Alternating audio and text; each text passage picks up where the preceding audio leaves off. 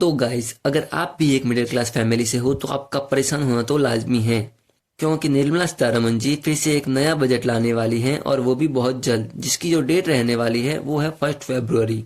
और इसकी वजह से लोगों में एक नया डर बना हुआ है कि इस बार क्या होने वाला है, क्या इस बार भी टैक्स और बढ़ा दिए जाएंगे या कुछ और होने वाला है।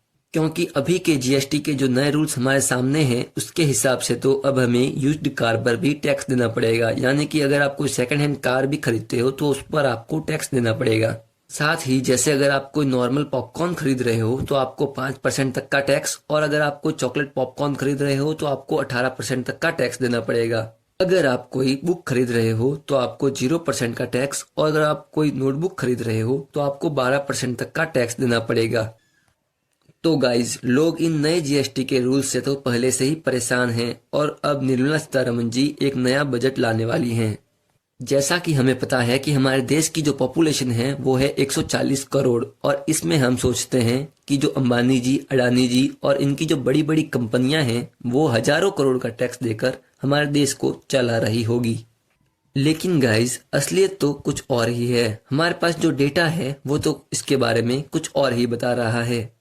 तो गाइज, चलिए हम हमारा डेटा देखते हैं। तो गाइज, हमारे पास स्क्रीन पर आप जो डेटा देख रहे हैं वो है कॉर्पोरेट टैक्स और इनकम टैक्स के बीच का। इसमें रेड लाइन जो आप देख रहे हैं वो है इनकम टैक्स की, और जो ब्लू लाइन शो हो रही है वो है यहाँ पर कॉर्पोरेट टैक्स की। स्टार्टिंग में आप जरूर 2019-20 में देख रहे हैं कि कॉर्पोरेट टैक्स इनकम टैक्स से ज्यादा है, लेकिन यहीं पर हमारी इंडियन गवर्नमेंट सोचती है कि कॉर्पोरेट टैक्स को कम कर देना चाहिए, जिसकी वजह से कंपनियां हमारा देश छोड़कर नहीं जाएगी। क्योंकि वो डेटा देखकर यह कंसर्न हो जाते हैं कि सन 2000 से लेकर अभी तक लगभग 8000 कंपनियां इंडिया को छोड़कर अपना बेस सिंगापुर शिफ्ट कर चुकी हैं, और अभी भी हजारों कंपनियां अपना बेस यूएई में बना रही हैं, क्योंकि दुबई में इंडिविजुअल्स को टैक्स नहीं लगता।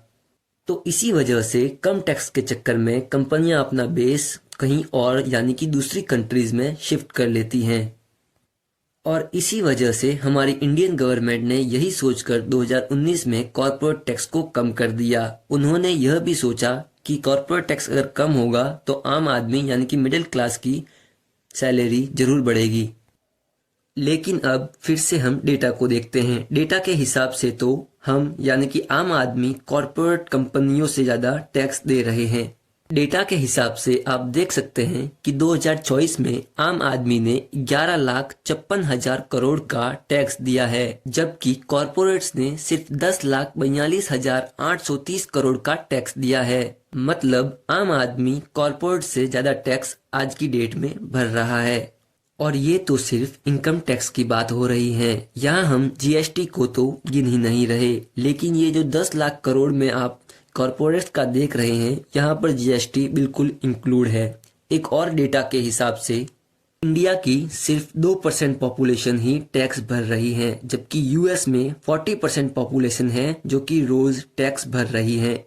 इंडिया में सिर्फ 15 लाख से ही 30% तक का टैक्स लगना चालू हो जाता है, लेकिन यहीं जो अदर कंट्रीज हैं उनमें भी टैक्स तो लगता है, लेकिन इंडिया की तरह सिर्फ 15 लाख से ही शुरू नहीं हो जाता।